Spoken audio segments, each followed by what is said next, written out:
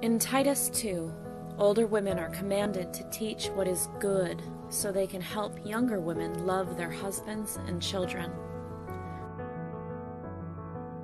On today's show, you'll hear from older women who will share timeless, relevant biblical wisdom and personal, profound life experiences to help answer your questions and teach what God says is good so you can be the wife and mother you were created to be.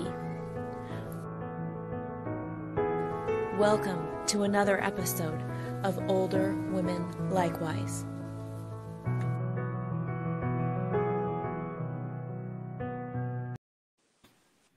Good evening. We are so glad you're able to join us this evening on Older Women Likewise. Cindy, you look in a different spot.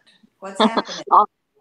Always, always. Well, today I'm recording from Hubbard, Oregon at our good friends, the Elliots, John and Leanne. So I got the place to myself, and yeah, I'm excited to be back home. To be with the Elliots is to be like with family. So. Oh, that's wonderful. I'm in the only place in my house that's presentable enough for it to be a background. So we're getting moved in little by little. That's the hung up. So. But you talked about being with friends. I tell you, being with Genesia today is like being home for me. So good to have Genesia Jeffries with us on our program this evening. How are you doing, Genesia? I am doing super. I'm so thankful to be with you all as well. So thank you for having me.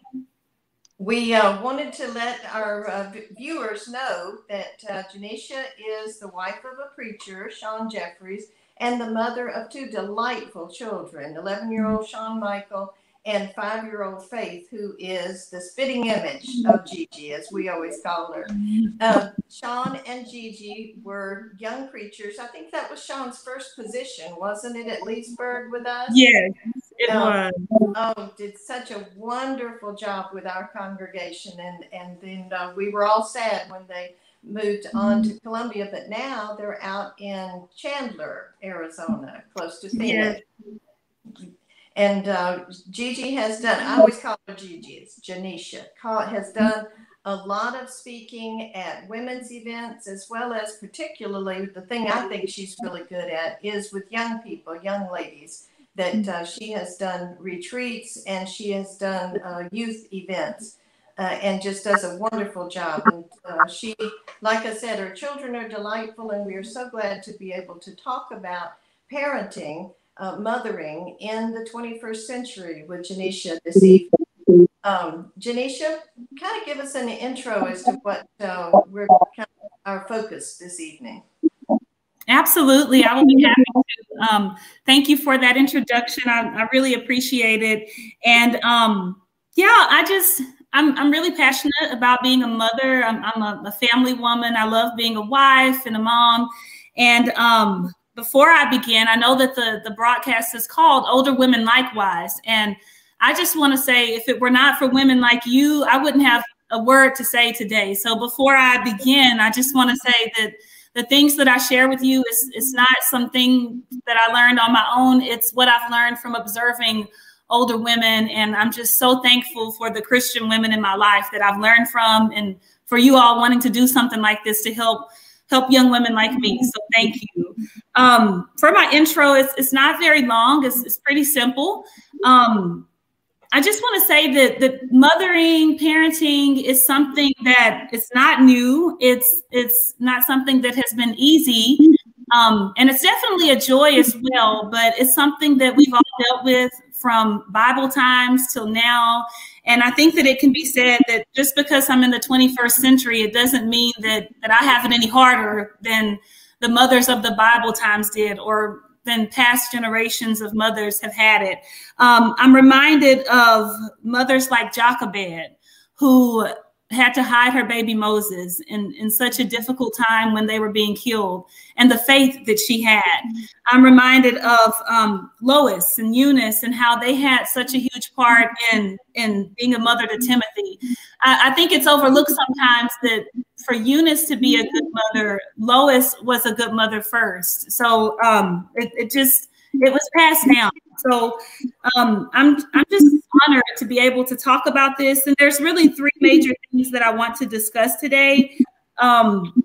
Just what it's like to be a mom as far as raising kids with character, raising children who are organized and disciplined, and raising children who are social and strong in that area as well. So those are just the three major things that stand out to me. And the core text that I think about is Deuteronomy chapter 6, and how that has to be a part of every part of my life and my husband's life as we raise our children. Mm-hmm. Absolutely. This is going to be a really good discussion. I can already tell. So when we think about godly character and raising children with a godly character, what are some things that we think about? What are ways that you work with your children, Genesia, to have a godly character? Yes. So character is just so important. And I think that defines who we are, of course. And first, I would like to just describe how I look at a person's character, what that means to me when I hear the word character. I think of children who are raised to respect God, number one. I think that is the main part of our character. Children who are taught to respect older people, to respect their elders, as I was taught to do. I think that's important. Today, I see so much disrespect among, not in the church necessarily, of course, but just as a teacher, the disrespect that I've seen among children throughout the years, that's just big. So I think about how children treat adults in their lives, and then how they treat each other. I think all of that plays a key in their character. And just some major things to me that I think about when I think of character is, number one, helping them develop that character in their relationship with God, teaching them how important it is to make time to study the Word of God. We do a daily Bible reading challenge at our church at Monte Vista Church of Christ. We have a Bible challenge every year. And so we all do that. And we talk about what we're reading and how we can apply that. It's not just, okay, check that off. It's how can we live that? When I think of character in the relationship with us, we teach our children, when you refer to God, we don't use OMG like so many kids may use today, or adults likewise. We teach them to just respect us, respect God, respect each other, and just to be people who have character that's respectful and kind, that treats others the way they would like to be treated. Very good. Cindy, can you weigh in on that? Yeah, I would like to add that I like what you're saying, because it really shows, it talks more about, you're addressing more like the heart of the matter, right? Mm-hmm. So it's not just the head knowledge of knowing, being able to quote scripture or to recite things or to know them just on a thinking level, but the heart of the matter. So one thing that I tried, like as a resource to help my children to love virtue, so not just know what the virtues are, but to love virtue, is to point out in our own lives what a difference God's wisdom has made when we've applied those virtues, and kind of trying to connect the chaos in our lives or the pain in our lives with when we did not apply virtue. And so there's a free download at nomadsyouandI.com called Journaling Toward Moral Excellence. And it helps children think of their own reasons why they want to be honest, or their own reasons why they want to be sexually pure, so that it becomes more of their own, and hopefully goes more into their heart, and they choose it of their free will. So I decided to throw that in there. Right. Go ahead, Gigi.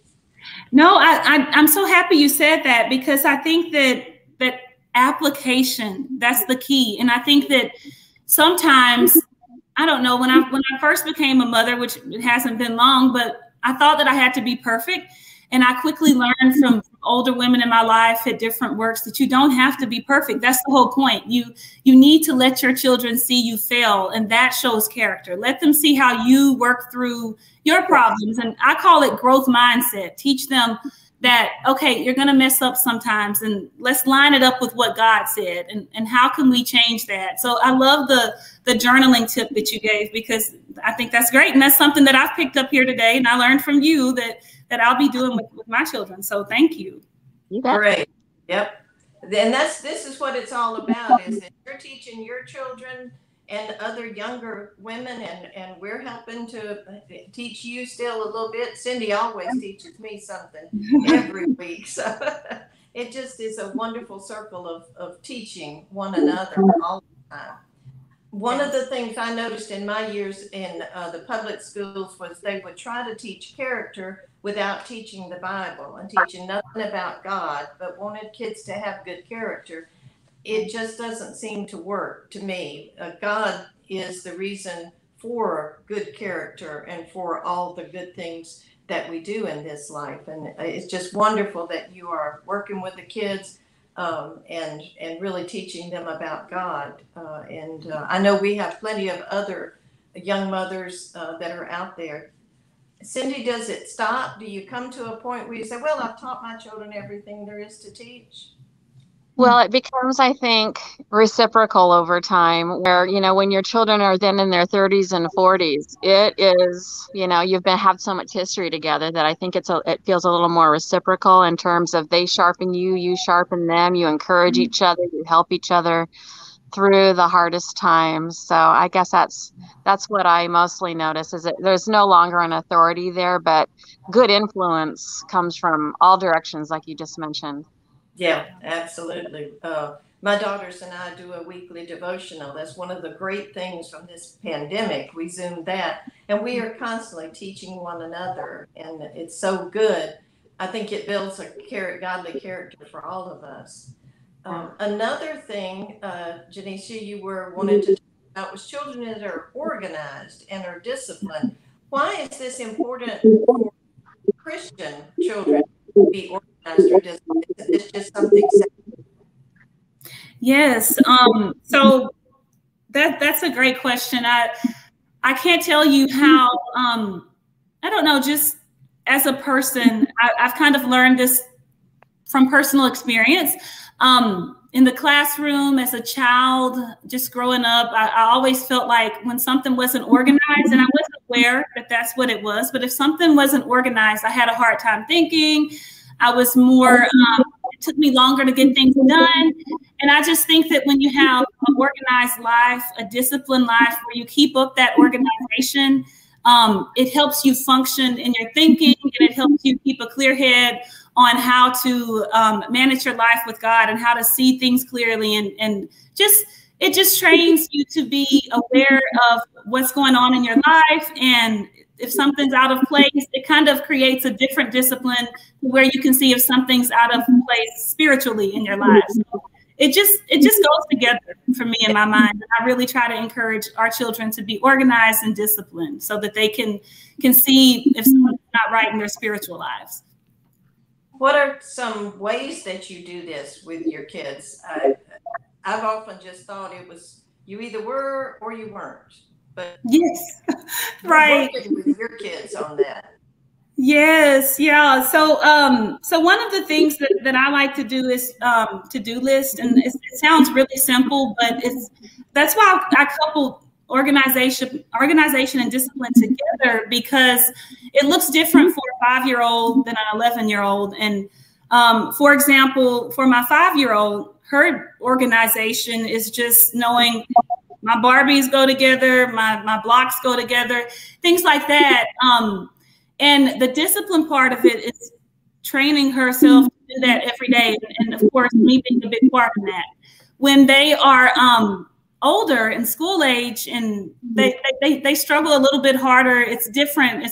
They've mastered picking up the toys, but it's what assignments are due and different things like that, what deadlines are coming up, which is training them for their careers one day. So in our home, the way we do it is, again, it's all connected back to spiritual things.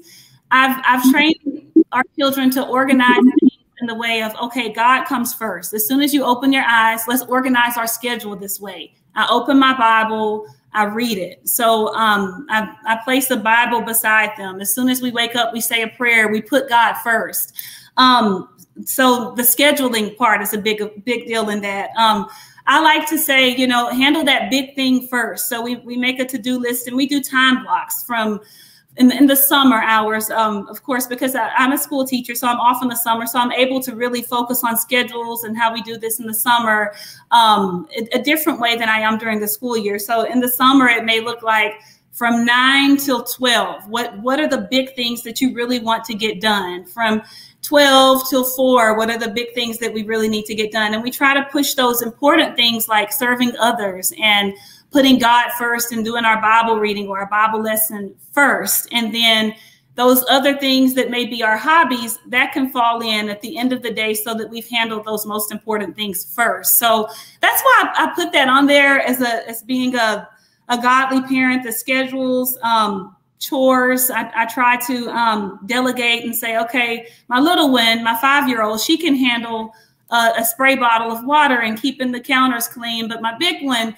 my 11-year-old, he can take out the trash and help with laundry and different things like that. So I just think that facilitating and having them help out with that, teaching them from an early age how to do a schedule, how to do a to-do list, and how to put the things that are most important first, I think that's a big deal. I agree. It is a big deal because the cumulative effect of putting first things first, you have something to show for it that's of value. And the kinds of things that you all are putting first is fruit to the glory of God. You know, when you have read your Bible first thing for decades, I mean, amazing, beautiful things. The ripple effects of that are so amazing. So I love what you say, and those habits really help kids to put their priorities in line in their adulthood, and it all flows. And I totally agree that like an organized environment kind of gives you an organized head, so that you know you can be. And it's just, I think kids love to be productive. You know, it's not that they drudge through. They love making a contribution and having something physical to show for their work, like an orderly bedroom or whatever. So sometimes it kind of has to grow on you a little bit. Maybe it doesn't come as naturally for some as others. But once you do have that finished product, wow, it just feels so good. Right. Very true. Good points. It's the goal of discipline for a parent to discipline a child, which is, I know not what you're talking about, but the goal of that is to be self-disciplined, so that nobody has to tell you what to do, when to do it. You're telling yourself, and you're organizing yourself, telling yourself, and that's a wonderful point. And as you say, it's definitely helps us and helps a child always in their Bible study, in their spiritual life. So what do you mean? What are you thinking of when you say we want to help our children to be social? We want to encourage them to be social. Yes.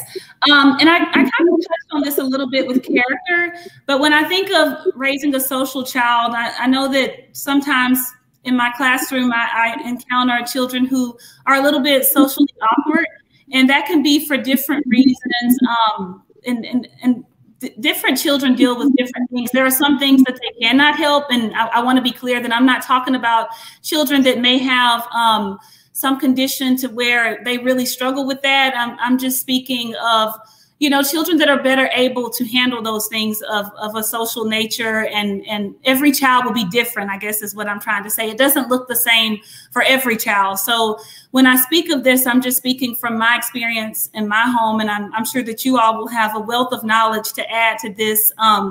But when I think of our children, I think of being social in 3 ways. Again, like, how do they interact with God? How are they praying, that their social lives with God? Are they talking to God about everything, anything that bothers them? Are they going to him first and seeking help? And from a young age, if faith gets a boo-boo, as we call it, we stop and pray about that, just teaching them and training them.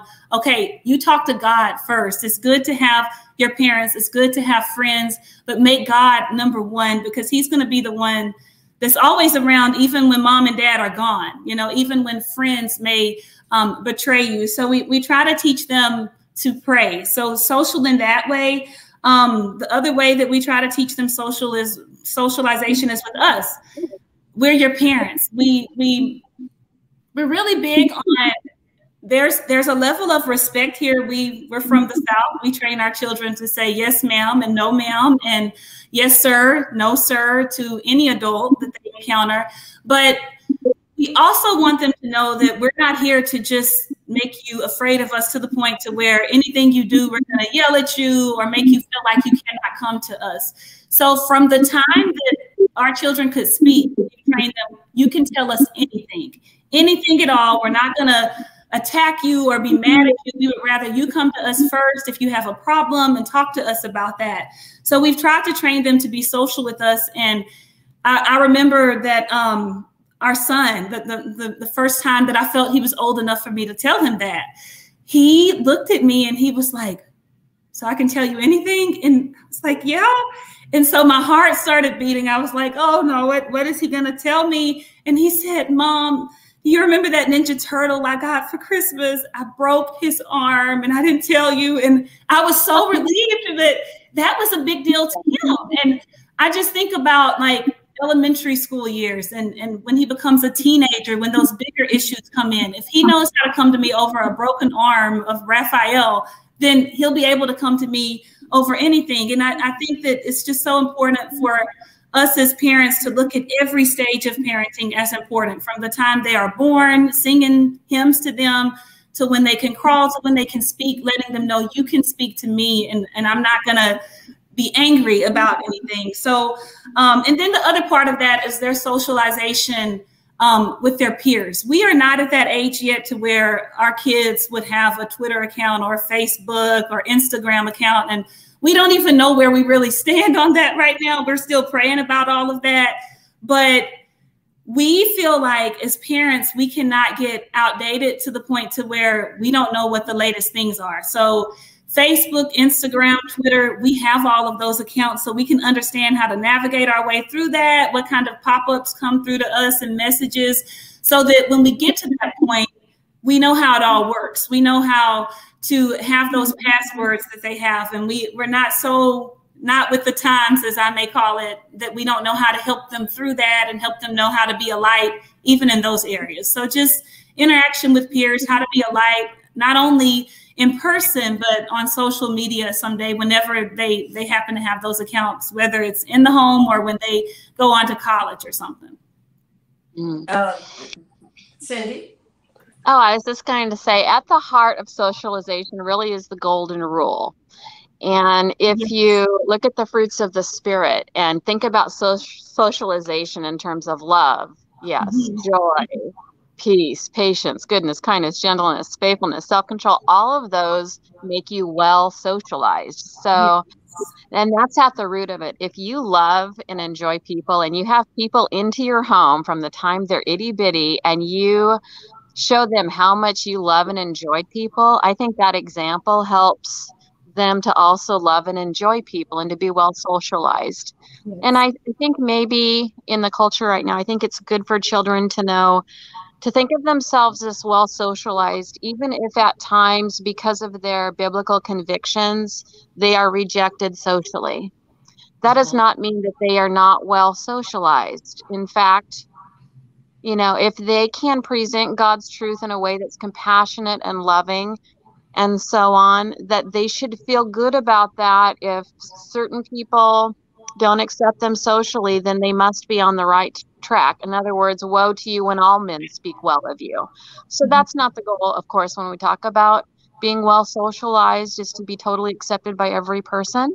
You know, that's an unrealistic expectation. But to have the confidence in the presence of any kind of person, from any kind of background or race or any kind of handicap or whatever, that to have a comfort level that you can be with all kinds of people, that is to be well socialized.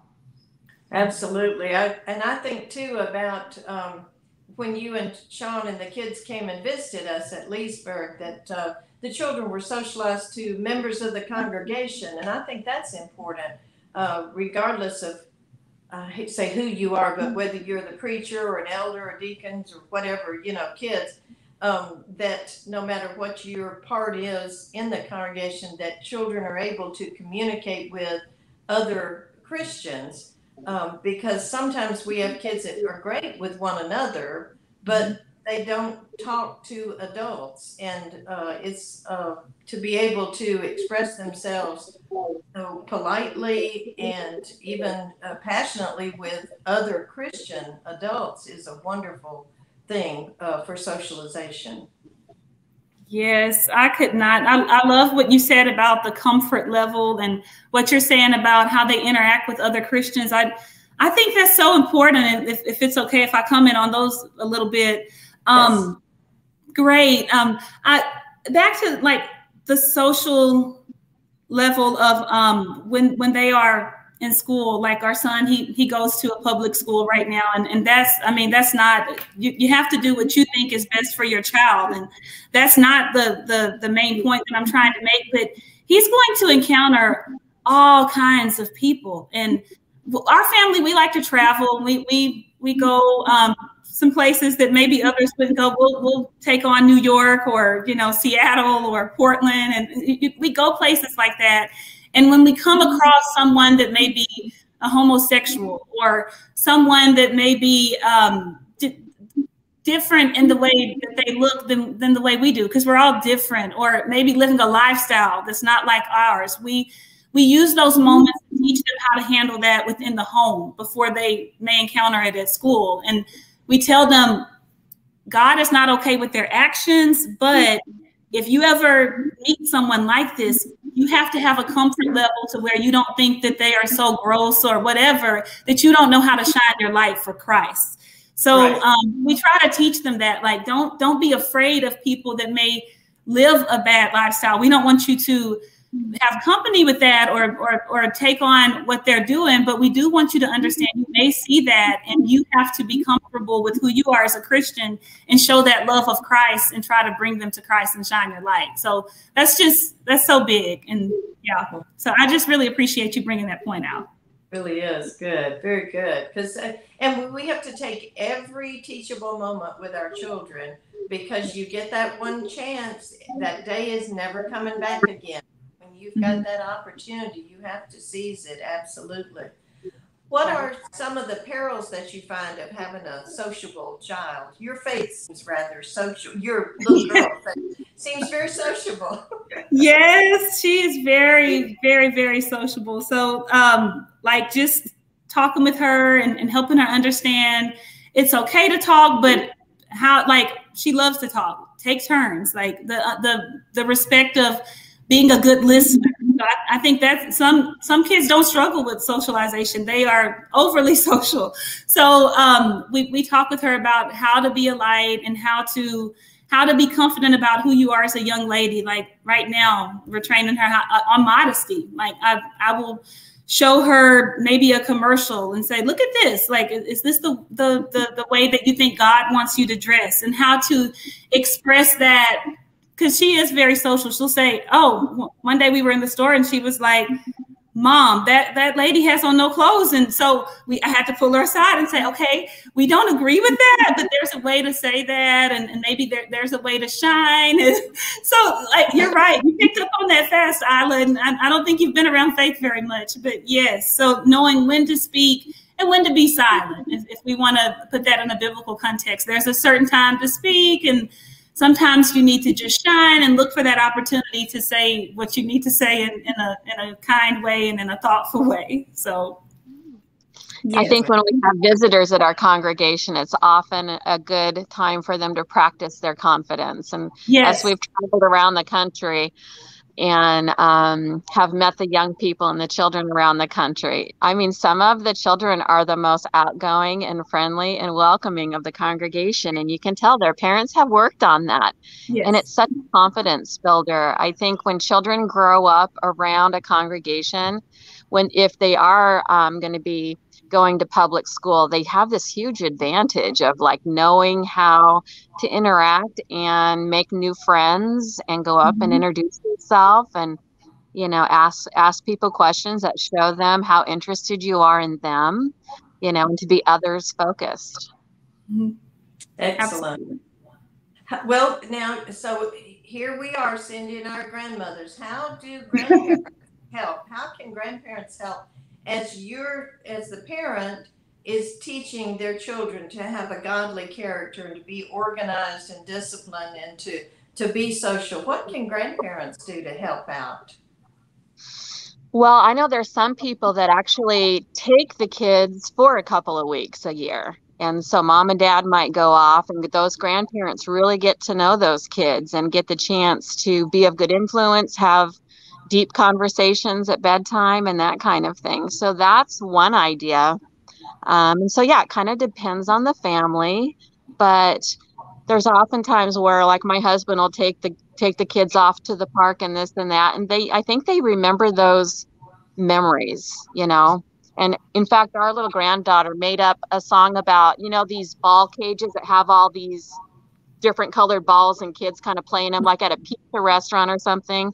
She wrote a song called about getting lost in the small balls. And the Commodore is what they call my husband. And so Commodore rescued me in the small balls. And so, so all of these memories, yeah, building memories and that kind of thing, and just taking the time to be one-on-one with the kids when you are with them. When my grandchildren were very young, I would often, if we saw, you know, we were with the parents, I would say, well, now what are we working on? Because not so much as what are they messing up with? It wasn't, but that was kind of the point, was what do we need to work on? Because sometimes it was shyness. And then maybe 6 months later, it was being too outspoken. So I would always, but what are we working on? And would try to be sure that I was giving the right support to that. And the other thing I would always do with my children rather, was the grandchildren belonged to my children, not to me. And it was, I never did, well, your grandma says it's okay, so your mama, forget it. You know, and it was always, we do what your parents tell you. I know Beth has always been good with her children to explain to them that the reason, the authority that they have comes from God, and that so children can see that chain of authority, if you will. And I think it helps a lot. And as grandparents, we just kept in that chain of authority, you know, that we're just on the outside of this. It's your mother and your daddy who have charge over you. So, but I didn't know if you might have some other suggestions for what grandparents can do, Genesia. Yes, I really like what you said, Isla. Our children, they've always been very far away from their grandparents, so they don't get to see them very often. But my mother-in-law, she does very well with that. Like she's always never overstepped what we may be doing. And she's a nervous wreck sometimes because she's so worried about them. She loves them. And our son is away at camp this week. He's at the Florida college camp this week. And that's new for me. That's new for Dad. But some of our shepherds are there and deacons. And so we feel good about him being in the hands of them. But it's different for her. And she's like, you guys are really letting my grandboy that's 11 go away and be with all of these people that you don't know. You only know a few of them. And so that's hard for her, but she knew where to stop, and she knew that we're trying to help him be social, and we are putting those spiritual things first. And that's really important because it keeps a good relationship in the family. And I just think that that's so important that grandparents know that, you know, especially when you have godly children that are really trying their best to raise them in the ways of the Lord, that it's okay. Let us go for it. You've done a great job with us. If we're trying to still serve the Lord, and we'll do the best we can and take that very serious. So I really like that advice. Absolutely wonderful. And it sounds like I'm just so impressed with what you and Sean are doing with Sean Michael and Faith, and it's just such a joy to talk with you about how you are mothering in the 21st century. And Cindy, I've enjoyed so much your comments as well. I always learn something from you every week. So the next week, I want to let everybody know, next week, Cindy and I will be talking with Allison Graham on the subject of teetotaling. So if you have questions or comments that you might like to put in ahead, or you want to be sure we talk about something, please let us know. Send us a comment, a question, a thought, and we would definitely like to hear what you have to say on the subject of teetotaling. We'll just have kind of a round robin. What do we call it, Cindy? Soul sisters? Is that yeah. Something about the cat. Yeah. Our souls are for God. So, and then ladies, don't forget also about the men that are giving their program on Tuesday night, Answering Religious Error. It's on at 8 o'clock, and they've been talking about keeping my head on straight. And that's Tuesdays at 8 p.m. Eastern. Also on Wednesdays at noon, the guys are answering religious questions. If you have a question, send it to them. They want questions, and they want to give a Bible answer to your religious questions. So be sure to continue to tune in and like us on Facebook, follow us. Please share with your friends and let them know that we are for women. We are giving as much information, Bible knowledge that we can, and we are trying to help in the way that God wants us to, for the older women to teach the younger. Thank you so much for being with us tonight, Genesia. It's such a joy to see you again. Thank you. And I wore purple just for you. Yay, I can tell. I love it. So, Cindy, good night, and y'all take care. Thank you. Good night. Good night. Bye-bye.